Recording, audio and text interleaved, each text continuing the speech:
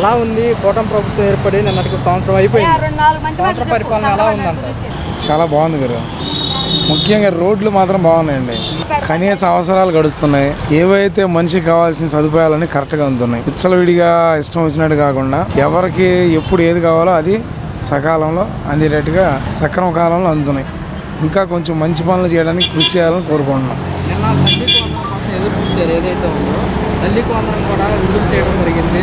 July 5న తల్లిల ఖాతాలో పడబోతుంది. ఎలా అనిపిస్తుంది? మంచి విషయం. అంటే దానికి అర్హులైన వాళ్ళందరికీ తీసుకున్న వాళ్ళందరికీ సకాలంలో అందితే వాళ్ళు ఇంకా సంతోషంగా ఫీల్ అవుతారు.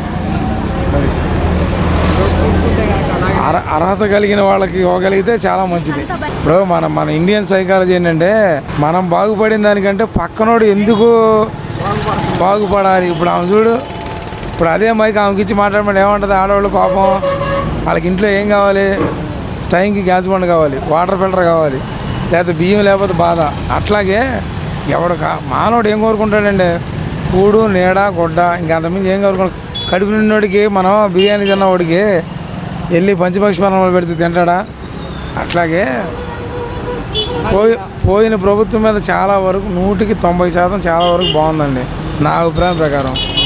గిట్టనోళ్ళు ఎన్నైనా చెబుతారు, అది ఎవరి అభిప్రాయం వాళ్ళది. ఎవరిని మనం నొప్పించడానికి మాట్లాడతలేదు. ఎవరి అభిప్రాయం ప్రకారం వాళ్ళు చెప్పుకుంటున్నాం.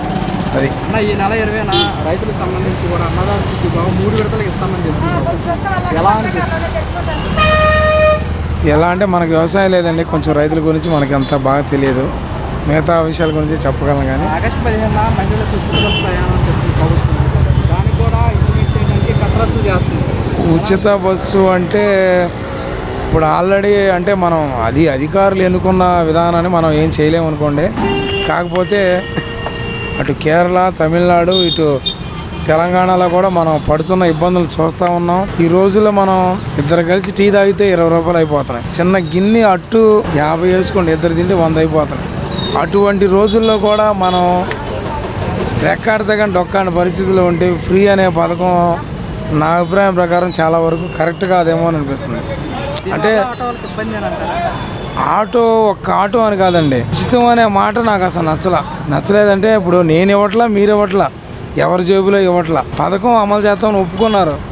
కారణం కేవలం పదవుల కోసం, అంతే కదా. మరి ఇప్పుడు మనకి ఏదైనా స్వలాభం ఉంటేనేగా మనం పక్కన వాళ్ళు చేస్తాం. ఈ రోజుల్లో ఇంట్లో చిన్న కుర్రోడు, అరే బాబు షాప్కి వెళ్ళారంటే అమ్మ ఒక 5 రూపాయలు ఇస్తావా కొనుక్కో. ఒకప్పుడు ₹1 పోయినాయి, ఇవాళ 5, 10 పాకెట్ మనీ. అట్లా తయారైపోయింది సమాజం.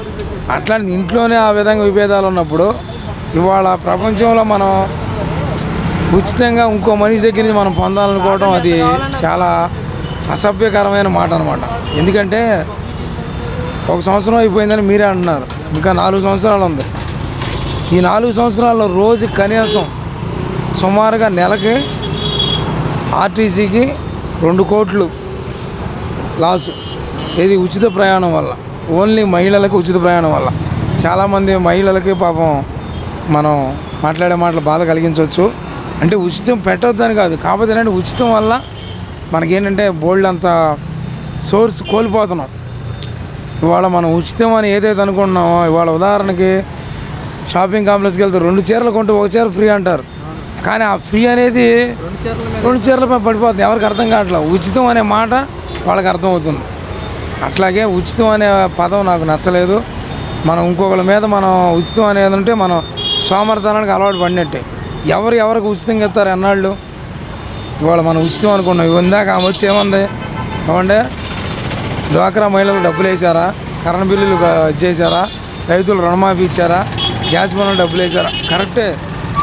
ఇవాళ మోడీ గారు ఉదాహరణకి నోట్లు రద్దు చేసినప్పుడు ఎవరైనా ఏమైనా చేయగలిగారా? మరి గ్యాస్ నిజమే 430 అలా ఇవాళ 1300, 1200 కడుతున్నారు. వాళ్ళు ఉన్నవాళ్ళు లేదు, లేనివాళ్ళు లేడు, రేకుల షెడ్లు లేదు, డాబా లేదు, పూరీలు లేదు. ఎవడైనా సరే సమానంగా మనం అలవాటు చేశారు.